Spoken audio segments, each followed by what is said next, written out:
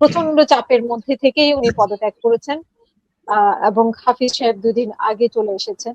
এখন মেজর হাফিজকে সবাই শুভেচ্ছা জানাচ্ছে ভারপ্রাপ্ত রাষ্ট্রপতি হিসেবে। তো অপর সাইডে আমরা আজকেও দেখলাম যে মতিঝিল এলাকায় একটা বোমাও পাওয়া গেছে কিছুক্ষণ আগে। তো আপনার কাছে কি মনে হচ্ছে আরো কোনো বিশৃঙ্খলা তৈরি হতে পারে কিনা এই ইস্যুকে কেন্দ্র করে, বিশেষ করে আওয়ামী লীগ তৈরি করতে পারে কিনা বা বিরোধী দল থেকে কোনো বিশৃঙ্খলা তৈরি হতে পারে কিনা? ওনার আসলে নিরাপত্তাটাও বা কতটুকু, ওনার কিছুদিন কোনো একটু নিরাপত্তা রাষ্ট্রীয় সংকট আছে কিনা, কোনো নিরাপত্তা কিছুদিন সংকট আছে কিনা সেটা। নিরাপত্তা সংকট তো থাকতেই পারে। উনি কিছুদিন রাষ্ট্রীয় প্রোটোকল পাবেন কিছুদিন, হয়তো সেই সময়টা, কিন্তু তার ক্রিমিনাল লায়াবিলিটি কোনোভাবে ওয়েভড হবে না, কোনোভাবে সেটা মার্জনা হবে না। অ্যাজ আই সেইড যে তার প্রেসিডেন্ট টেনিউরের সময় for performing the duties of the president এইটা ইমিউনিটি আছে, কিন্তু তার বিগত দিনের যে কর্মকাণ্ড, যে দুর্নীতি, যে ক্ষমতার অপব্যবহার, সেইটা if that amounts to be criminal liability, আপনার দুর্নীতি তো ডেফিনেটলি ক্রিমিনাল লায়াবিলিটি। সে 500 কোটি টাকা, সে 1000 কোটি টাকা লুটপাট করছে, ওখান থেকে লুটপাট করে এর 80% দিয়েছে শেখ রেহানা আর শেখ হাসিনাকে দিচ্ছে। কারণ শেখ রেহানা এবং শেখ হাসিনা তাকে বসাইছে কেন? এই যে এসালাম সৃষ্টি কে করছে? শেখ রেহানা। এই চুপ সৃষ্টি করছে কি? শেখ রেহানা। মানে এই এই এই আলোচনাটা তো সামনে আসে না। এই শেখ সাহেবের এই মেয়ের কোন ডিমান্ডের কোনো শেষ ছিল না। ডিমান্ডের মানে পারলে রাষ্ট্র বিক্রি করে দিতে পারে, এইটা হলো তার ক্যারেক্টারের অংশ। পরিস্থিতি এমন দাঁড়ালো যে তার ছেলে থাকে সুইডেন, এবং সুইডেন থেকে সে স্পেশাল ফ্লাইটে বাংলাদেশে যাওয়া আসা করে। আপনার স্পেশাল ফ্লাইটে যাওয়া আসা করতে হবে, আপনি কোন আব্দুল্লাহ, মানে এই যে হ্যাডাম। তো কোনো একটা কারণে বোধহয় নাকশ হয়েছিল খালার প্রতি। খালা আবার তার ছোট বোনকে কোনোভাবে গ্রিপ করতে চায় না, কোনোভাবে না, তাকে হ্যাপি রাখতে হবে। তো তখন সে লন্ডন এলো, এবং তার এই যে বাংলাদেশের যে জাতীয় এয়ারলাইন্স, এইটাকে তো ব্যক্তিগত বহর হিসেবে ব্যবহার করত। তখন এইখান থেকে বাংলাদেশ থেকে উনি প্রথম গেল সুইডেনে, সেখানে স্টপ করে ওখানে বেড়ায় টেড়ায় তারপরে লন্ডনে গেল। এইটা এখন বাজারে কি আলোচনা? বাজার আলোচনা আছে যে উনি ওখানে তার ভাগ্নের জন্য টাকা পয়সা নিয়ে গেছে প্লেনে করে, টাকা পয়সা দিয়ে তার বোনের ভাগ ওইখানে দিয়ে তারপর লন্ডন গেছে। রাষ্ট্র চলছে এইভাবে। আপনি শোনেন নাই যে বালিশ কাণ্ড তো শুধু রূপরে হয় না, এই 3rd টার্মিনাল নিয়ে তার চেয়ে বড় বালিশ কাণ্ড হয়েছে। একটা গাছের চারার দাম 500 টাকা, সেটাকে দেখাচ্ছে 1 লাখ টাকা। হ্যাঁ, ছোট্ট একটা নালা বা আপনার ফিল্ড আপ করছে, আর্থ ফিলিং করেছে, সেইটাকে বানাইছে একটা বিরাট জলাধার, এবং সেইখানেই নাকি 300 কোটি টাকা হাতিয়ে এনেছে। এই কোন দেশ একটা দুর্নীতির বিচার হয় না? কোন দেশ আপনি বলেন তো? তাকে তার যে কয়দিন রাষ্ট্রীয় প্রোটোকল আর যে কয়দিন পাবে, এরপরেই তাকে দুর্নীতির মামলার বিচারের সম্মুখীন করা উচিত।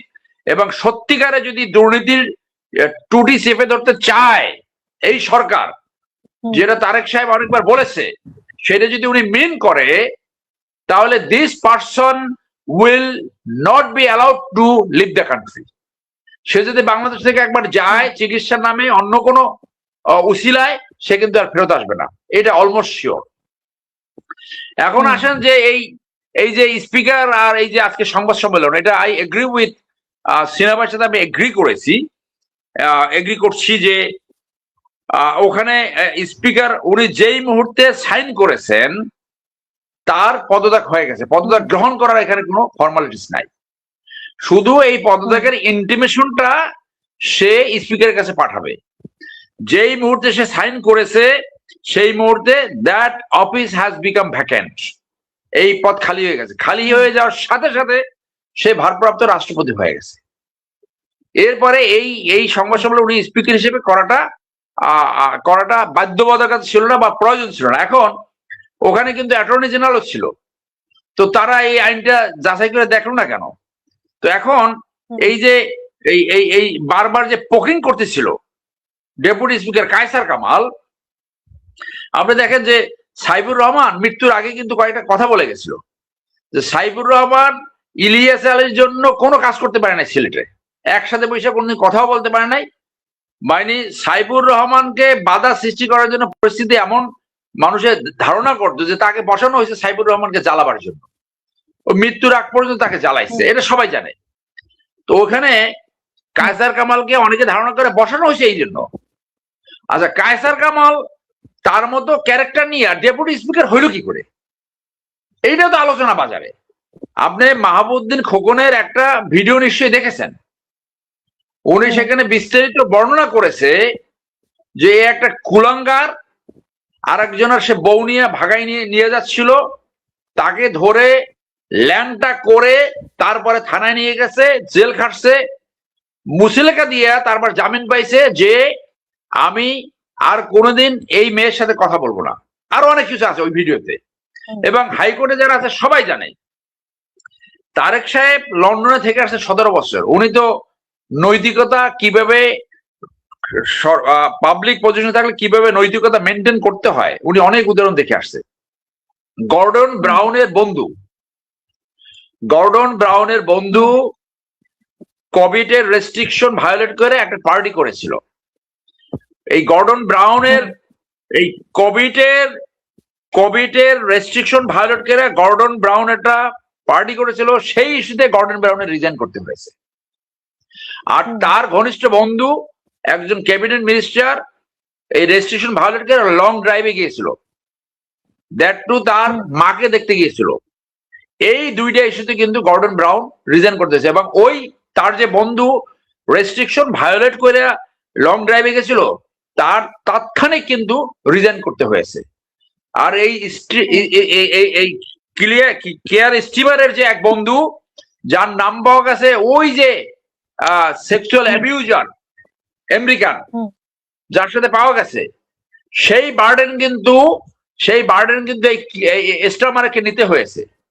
তো তারেক সাহেব এইগুলো সব জানে, এরপরও এই তাকে কেন লাগবে, এইটা যদি সত্যিকার উন্নত দেশ হইতো এই এক ইস্যুতে কিন্তু সরকার পতন হয়ে যেত, এই একটা ইস্যুতে।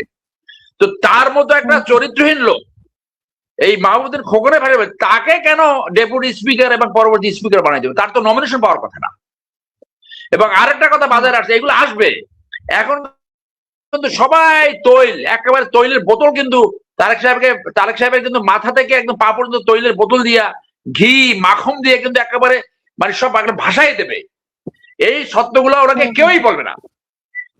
হ্যাঁ, আরেকজন হলো এই যে যোগাযোগ মন্ত্রী, সে তো যখন এমপি নির্বাচন করছে সে খুনের মামলার আসামি, এখনো তো আসামি বোধহয়, সে মামলা খেয়ে ফেলছে কিনা তা তো জানি না। এটা তো 5ই আগস্টের পরে অন্তর্বর্তীকালীন সরকারের সময় ঘটনা, যেখানে মানুষ আশা করছিল এ তো নমিনেশনই পাবে না, নমিনেশন হবে সে কিভাবে মন্ত্রী হলো।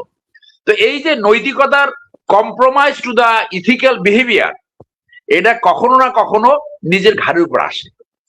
এখন তারেক সাহেব হয়তো ওনার বিবেচনায় মনে করছে তারাই তার ভালো টিম, সময় বলে দেবে যে এরা ওনার জন্য বার্ডেন না অ্যাসেট। কিন্তু ইতিহাস বলে যোগ্য, দক্ষ, সৎ লোক ছাড়া সরকার সাকসেসফুল হয় না, হতে পারে না, কোথাও হয় নাই। তো উনি যদি মনে করে যে এই বার্ডেন ওনার ঘাড়ে আসবে না, দ্যাট ইজ রং। এই যে এই বানানো হয়েছে, দেখেন কথায় কথায় ওই সাইফুর রহমানের মতো যে মেজর হাফিজ কথাই বলতে পারে না, কন্টিনিউসলি ইয়ে করে। এবং আপনি হাইকোর্টে যান, সিসি করে, তার মতো লোক কিভাবে আইনজীবী ফোরামের নেতা হয়? কিভাবে? আপনি আপনার কি বন্ধুত্ব যে আপনার নৈতিকতা, তার করাপশন, এই যুবদলের ছেলের বউ ভাগায় বিয়ে করা, এইগুলো আপনি বিবেচনায় নিতে পারছেন না। আপনার বন্ধুত্ব তো ভেরি স্ট্রং, এরকম বন্ধু ভাগ্য তো মানে অনেক অনেক মানে সুকপাল। এইরকম বন্ধু যা কিছু করে, যা অনৈতিকতা করে, যা কিছু করে, তারপর বন্ধু তাকে, বন্ধু এখন প্রাইম মিনিস্টারের কাছে তাকে প্রোটেকশন করবি, এটা তো রাজকপাল, এটা তো কপালের কপাল।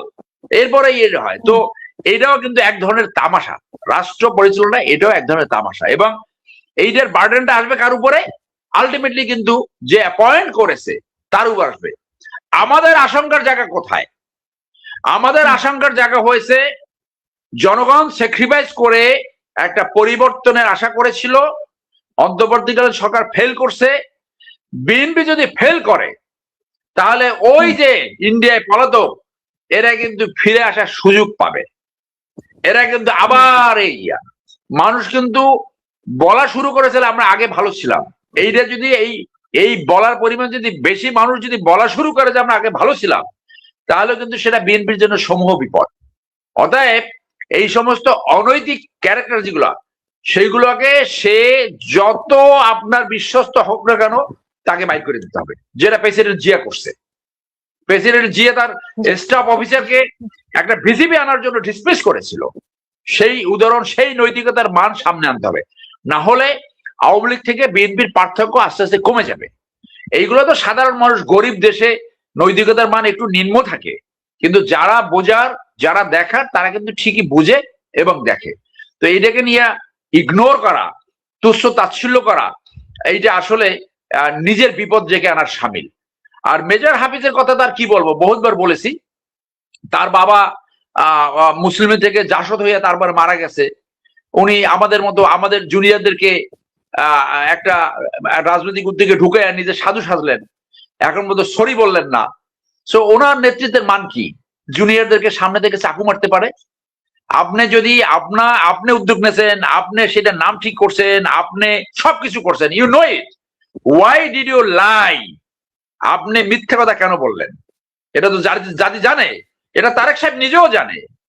আপনি সাধু সাইজা যে কোনো ভাবে আপনি স্পিকার হয়ে গেলেন, রাষ্ট্রপতি হয়ে গেলেন, কিন্তু যে সমস্ত শত শত লিডার যারা ট্রুলি জাতীয়তাবাদ হোল্ড করে, তাদের সাথে যে আপনি বেইমানি করলেন, তাদেরকে যে আপনি সামনে থেকে চাকু মারলেন, তাদের কাছে তো আপনি এইটা সহ প্রথম অনিলিবেন, তারপর এইটা, এই যে বিপদে ফেললেন, আপনি ভালো ভালো কথা বলে তাদেরকে নিলেন, আপনি তো তাদের কাছে সরি বললেন নাই। আপনি তো তাদেরকে আপনার প্ল্যানের কারণে, আপনার এই এই এই এই কথার মার প্যাসে আপনি সুন্দর করে কথা বলেন, সেই জন্য আপনি এই লোকগুলোকে নিয়ে বিপদে ফেললেন। এই দায় দায়িত্ব তো আপনি অ্যাভয়েড করতে পারবেন না। আপনার সেই বেইমানির সব কোথায় যাবে? এগুলো তো একসময় আসবে। প্রকৃতির বিচার বলতে একটা কথা আছে। তারপরও দোয়া করি, কিন্তু প্রকৃতির বিচার ওনার উপর আসবে। উনি যে এই জুনিয়রদের ফেট নিয়ে, ওনাকে এই অধিকার কেউ দেয় নাই যে আপনি জুনিয়রদেরকে ব্যবহার করে আপনি সাধু সাজবেন, আপনি জুনিয়রদেরকে ব্যবহার করে আপনার ক্যারিয়ার বিল্ড করবেন। আপনি হলেন রাষ্ট্রপতি, তাতে কি হবে? আপনার একদিন মরতে হবে না? তো আপনি তো যাদেরকে নিয়ে খেলছেন তাদের কাছে তো আপনি বেঈমান থাকবেন। আপনি তাদের কাছে আনুষ্ঠানিকভাবে ক্ষমা চাওয়া দরকার। আমাদের কাছে আনুষ্ঠানিকভাবে ক্ষমা চাওয়া উচিত, এবং তারেক সাহেবকে সব বলা উচিত যে ওইটা আমি করছিলাম, ওরা না, ওরা দোষে কেউ না, এটা তার বলা উচিত। ধন্যবাদ।